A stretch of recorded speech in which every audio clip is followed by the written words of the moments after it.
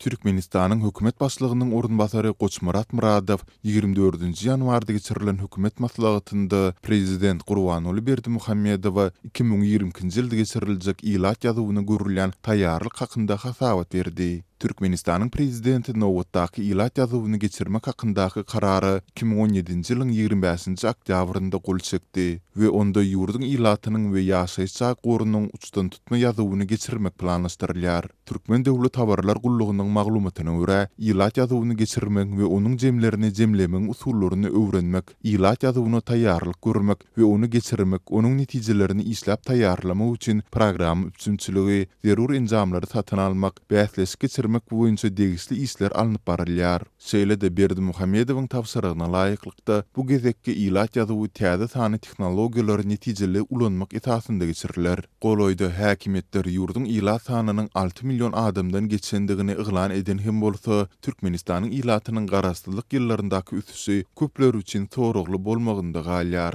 Resmi Aşgabat 2012-nji ýylda geçirilen ilat ýazywynyň netijelerini şu wagtda çelini yglan etmän gelýär. Ýogsa bu ilat ýazywyna taýýarlyk görülende hem ilat ýazywyna ýazylan wadyň ýurdun taryhyna girer teň adyň diýilip oňa gatnaşjak ilat üçin wagaz nesihat edilipdi. Soňra bu ilat ýazywy baradaky maglumatlar hökümet saýtlaryndan bozulup aýryldy.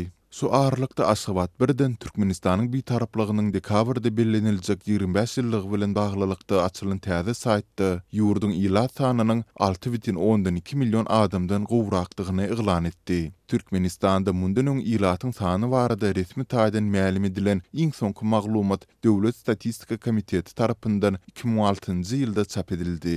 Şonda ýurdun ilat sany 2000-nji ýylda 5.369.400 adam diýip görkezildi.